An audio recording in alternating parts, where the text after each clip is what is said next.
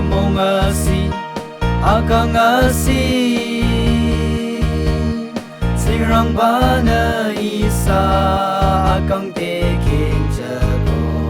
chenye dina isabam asikang ko ahingu chiabam isana bejago chenye dina isabam asikang nong shulam sirang bade makukire akanyang nong kangasila isabam ganyang dare hitugyona ningkikina akanyang nong itirale jisukyang abam jang akanyang go apa amawano mapozaba Boya bayong kiyang iring sewa de ilang na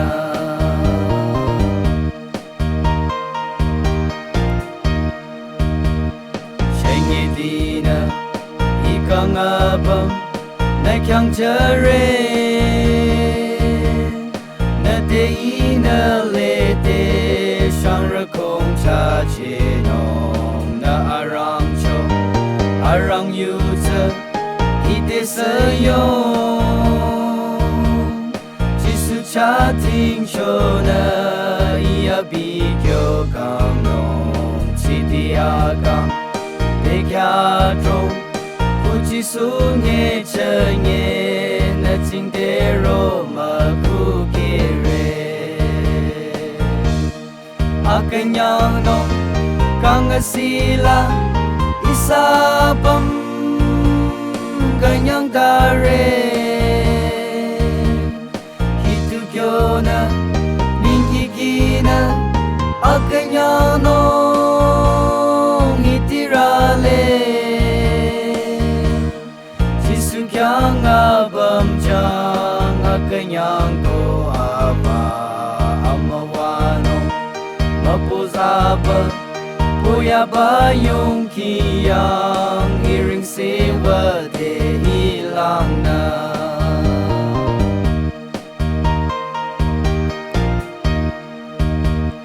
Apadong ba inabila tri sire Ibakang ayong la ilang tubi ba de iroradi Awanong ba nanarome Nekyo alang china ikari na akang lili Singzap kuzap nanamawa chang ta mitra rayo la ta zeso Akanyang nong kangasila isabam ganyang dare hitugyona ningkikina akanyang nong itirale jisukyang abam jang akanyang ko apa amawano mapozaba Boya bayong kiyang iring sewa